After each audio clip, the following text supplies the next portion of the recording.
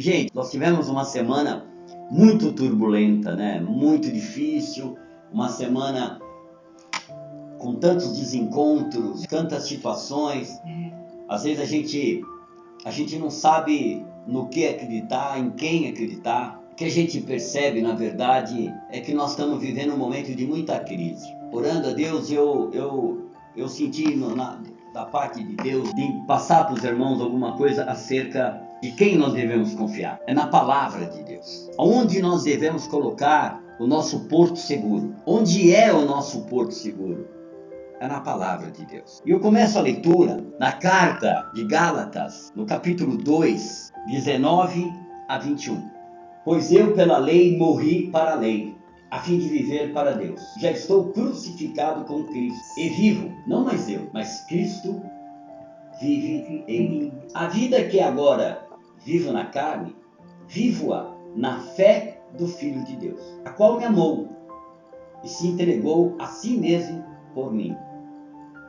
Não faço nula a graça de Deus, porque se a justiça vem mediante a lei, logo Cristo morreu em vão. A gente começa vendo Paulo querendo dizer que pela lei ele morreu. Pela lei ele não tinha salvação. E todos que conhecem a história de Paulo vão entender o que ele está dizendo. Ele era um perseguidor da igreja. Mas ele declara no verso 20 que ele já está crucificado com Cristo. E ele diz: e vivo não mais eu, mas Cristo vive em mim. A vida que agora vivo na carne, vivo-a na fé no Filho de Deus, o qual me amou e se entregou a si mesmo por mim. Aleluias. Irmãos, esse é um tempo que nós estamos vivendo de muita dificuldade. Verdade.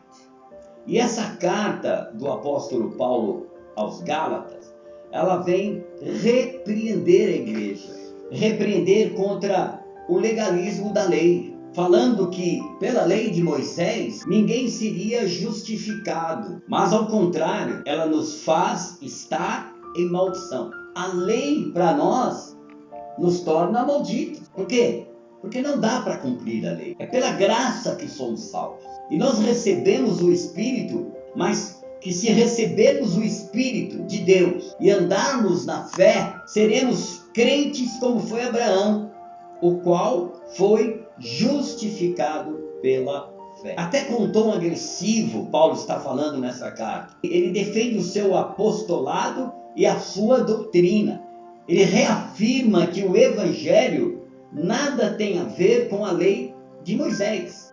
Ele está dizendo o Evangelho de Cristo, o Evangelho da salvação, o Evangelho da graça, não da lei. Essa carta, ela é um manifesto da libertação ou da liberdade cristã. Por isso, a sua grande importância, tirando-nos da lei do pecado para a graça de Cristo. É Jesus fazendo com que nós sirvamos a Deus em amor, não por obrigação imposta, não porque precisamos e somos obrigados a isso. Não faça, não é isso, não é aquilo. O Evangelho da graça é outro.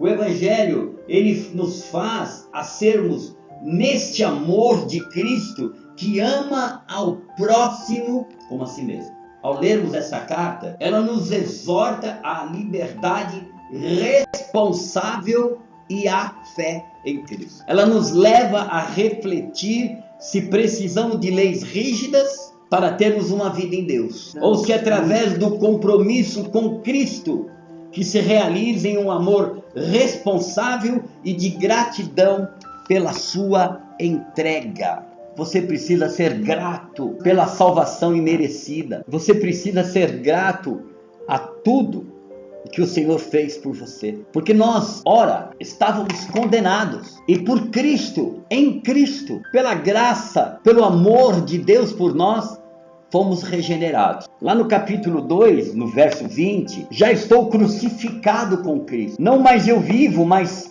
Cristo vive em mim. A vida que agora eu tenho na carne, vivo na fé do Filho de Deus, o qual me amou e se entregou a si mesmo por mim. Então, veja, o que Paulo está dizendo para a gente aqui. Primeiro, Paulo está declarando estar crucificado com Cristo. E que ele, Paulo, não vive mais, mas que Cristo vive nele. Por que isso? Porque hoje você tem a tua vida em Cristo pela graça maravilhosa de Deus. E aqui, olha só o que ele fala. Gálatas 5,16. Digo, porém, andai pelo Espírito, e não haveis de cumprir a cobiça da carne. Porque a carne luta contra o Espírito, e o Espírito contra a carne. E estes se opõem um ao outro, para que não façais o que quereis.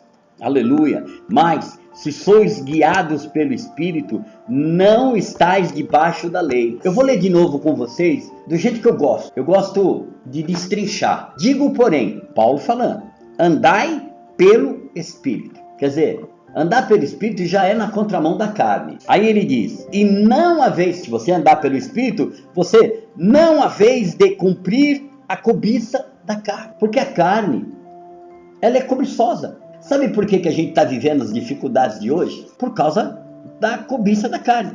Você imagina que os americanos, que são tão patriotas, levaram as fábricas para a China. Por quê? Porque a mão de obra lá é barata. Que isso, gente? Cobiça. Eles falam tanto de emprego para os americanos, mas na hora do vamos ver, levaram para economizar suas fábricas para a China. Então, o que isso quer dizer? A cobiça da carne é contramão a andar no Espírito. Aí no verso 17 ele diz, porque a carne luta contra o Espírito, e o Espírito luta contra a carne. Eles se opõem um ao outro. Então muitas vezes, irmão, nós damos lugar à carne, porque ela é uma luta, é uma guerra. Muitas vezes nós não somos guiados pelo Espírito e pecamos e falhamos quando isso ocorre, porque é uma guerra ferrenha. E quanto mais você andar no Espírito, mais você contraria a tua carne. Por isso que alguém, ao tomar uma atitude, ela precisa orar. Ela precisa ter certeza que Deus aprova aquela atitude. Então, o que é isso? Nós erramos por não saber orar, não saber estar na presença de Deus, não saber andar pelo Espírito. É por isso que às vezes as bênçãos demoram para chegar. Porque, gente, não é fácil pagar o preço. Não é fácil você, às vezes, fazer a vontade de Deus contra críticas, contra pessoas que não querem, pessoas que acham que não. Ou mesmo quando você vai tomar uma decisão e que as pessoas vêm com você e vêm falar para você e você fala, não, eu vou fazer tudo para a vontade de Deus. Então, ele diz assim, olha, para que não façais o que quereis. A gente escuta de vez em quando algumas pessoas, o que me importa é ser feliz. Meu Deus. Aí no verso 18 ele diz assim, se sois guiados pelo Espírito, se você é um homem de oração, uma mulher de oração, se é uma pessoa que dobra os seus joelhos, que chora aos pés do Senhor, não estais debaixo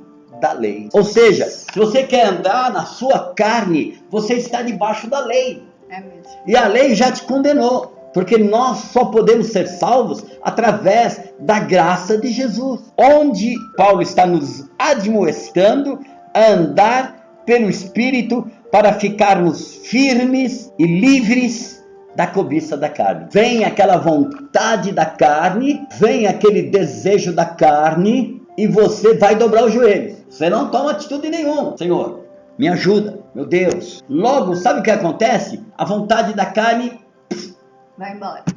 Aí no verso 19, ele está falando sobre as obras da carne. Ora, as obras da carne são manifestas, as quais são prostituição, impureza, lascívia, a idolatria, a feitiçaria, as inimizades, as contendas, os ciúmes, as iras, as facções, as dissensões, os partidos, as invejas, as bebedices, as orgias e coisas semelhantes a estas, contra as quais vos previno, como já antes vos preveni, que os que tais coisas praticam não herdarão o reino de Deus. São tudo coisas que é da nossa natureza, gente. Se a gente vacilar, nós estamos fazendo. Se damos lugar à carne, ó, veja, nós não estamos falando do inimigo, hein? Ei, presta atenção.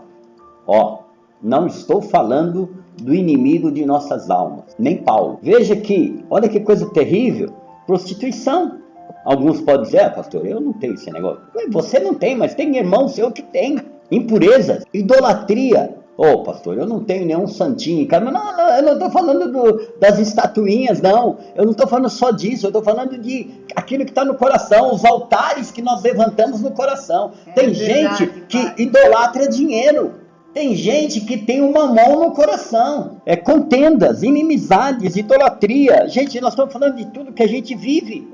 Ele, a partir do verso 22, ele começa a falar sobre o fruto do Espírito. Vou repetir para você. Glória a Deus. Ele não está falando dos frutos do Espírito, ele está falando do fruto do Espírito. Eu fico imaginando esse fruto em gomos. Se você pegar uma mexerica, pocã, que eu gosto muito, ou uma laranja, ela tem gomos. O fruto do Espírito, a partir do verso 22, ele está dizendo, é o amor. Sabe, você pedir para que Deus dê o amor dele pelas vidas, glória a Deus, pelas pessoas, é verdade. Principalmente por aquelas que você não gosta. Deus de mistério.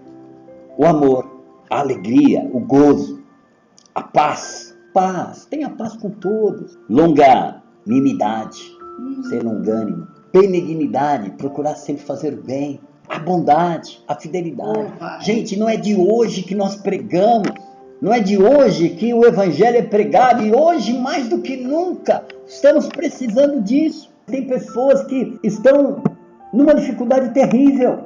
Mas o fruto do Espírito é o amor, o gozo, a paz, a longanimidade, a benignidade, a bondade, a fidelidade, a mansidão, o domínio próprio. E aí, contra essas coisas, não há lei.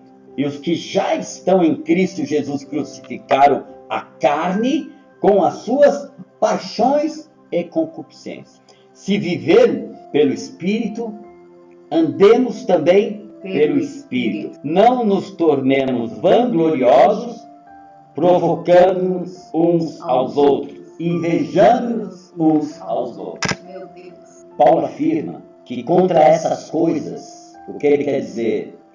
Contra o fruto da carne, não há lei. Somente o Espírito Santo pode produzir esse fruto em contraste às obras da carne. Só o Espírito Santo pode produzir esse fruto em você, através das orações, através da tua consagração, através do teu envolvimento com a palavra, porque a palavra edifica, a palavra salva, a palavra liberta. Essa palavra que produz, ao você ler, é Deus falando ao seu coração. Através de quem? Através das Escrituras. Não é diferente disso. Mas quem garante que a palavra diz que ela é divinamente inspirada por Deus? Andemos no Espírito. Nós temos que observar a importância das orientações de Paulo nessa carta de Gálatas.